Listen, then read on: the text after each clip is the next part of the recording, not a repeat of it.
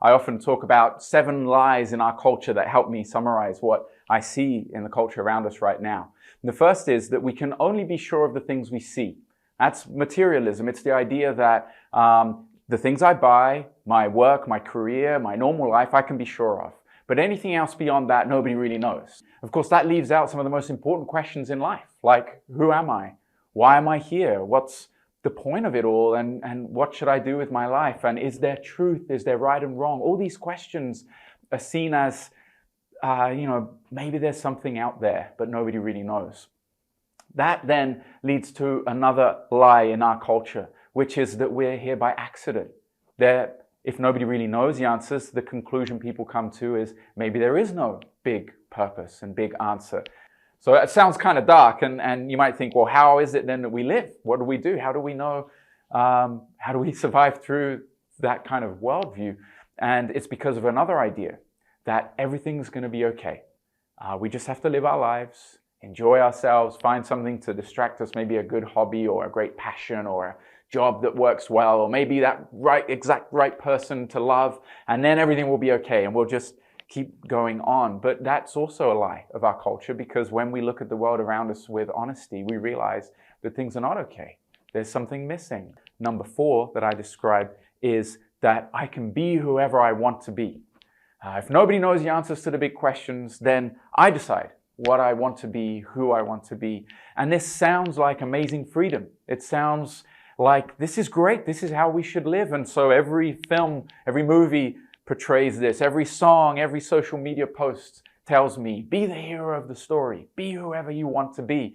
And so we live thinking this is our freedom that we've obtained in our culture today. But I believe that most people will also see this when we're really honest with ourselves. It's become the greatest burden of our culture.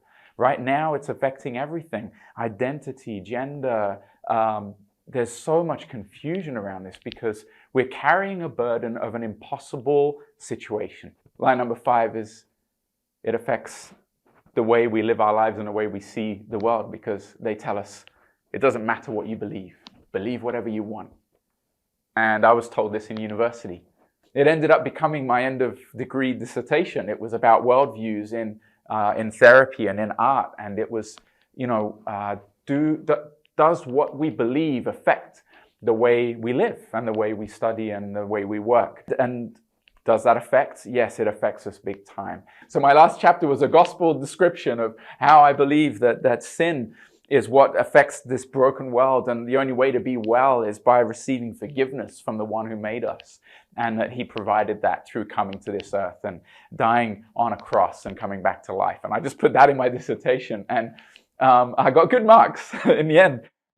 Line number 6 affects our relationships. Love is just a passing feeling, which means it doesn't really, again, going back to the first one, if nobody knows the answers to the big questions, nobody can tell us the truth, then nobody knows exactly what love is. Love can't be defined. So line number 7 is that to know God, I have to be religious. And what they mean by the word religious, the secular culture, people in secular culture think of religion as either a building, a place, or a particular tradition or culture, depending on what country they're from.